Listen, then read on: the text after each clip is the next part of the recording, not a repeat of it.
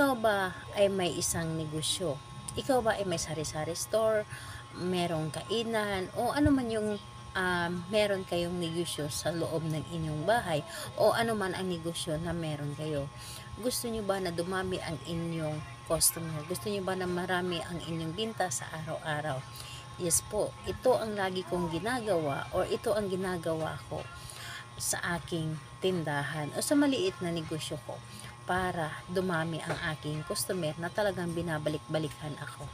Hello mga guys, kumusta kayo? Panibagong araw, panibagong video na naman tayo, and sa araw na ito ay isa na namang video ang aking ituturo sa inyo na simpleng gabay o simpleng pamamaraan na makakatulong sa atin.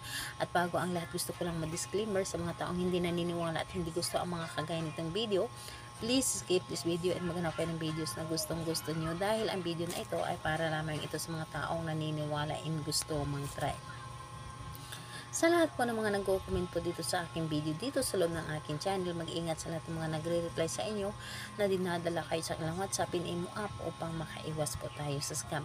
Ngayon po ituturo ko sa inyo paano padamihin ang ating customer, paano na tayo yung binabalik-balikan, paano na kahit pa meron tayong kaharap ng mga tindahan, meron tayong katabi ng mga tindahan, paano para sa atin sila bumabalik o mas marami ang ating customer kaysa sa kanila. So ganito po ang inyong gagawin. Ito ay para lamang sa mga positive ha. Sa mga naniniwala sa mga ganito na pamahiin, ito ay para lamang sa inyo. Pero kung hindi ka naniniwala, huwag mo na itong gawin, dahil para lamang ito sa totoo naniniwala. So ganito po ang inyong gagawin. Ang gagawin po ninyo is kapag kayo ay pumunta ng palengke. Kapag kayo ay pumunta ng palengke na meron kayong nakitang basura, yes po, basura po na tinapon,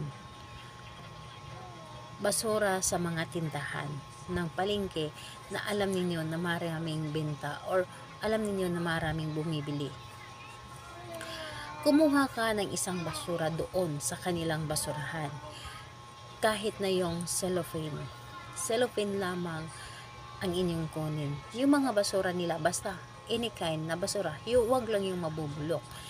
Mas maganda na cellophane or mga paper bag.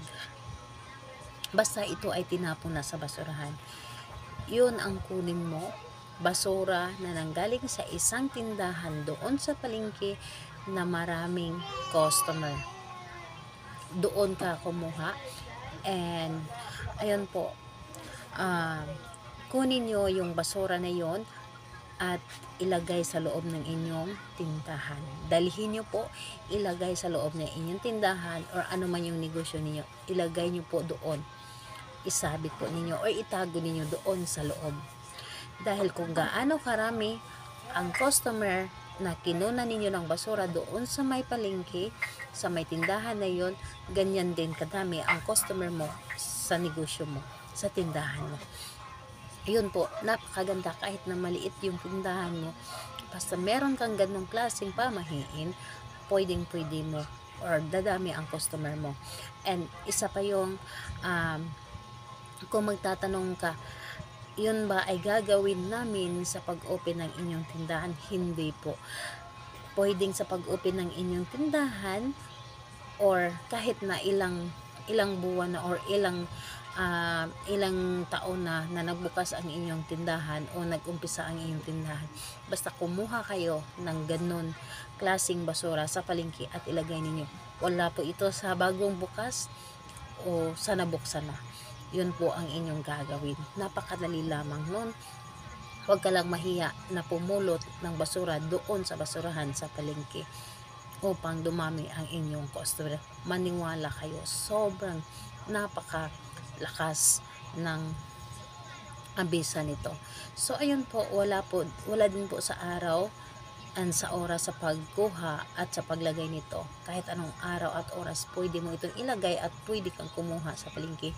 Isang bisis ka lamang kumuha doon ng basura sa palengke at ilagay mo sa loob ng inyong tindahan. So ayun po, salamat po sa inyo. Bye bye everyone. God bless us all.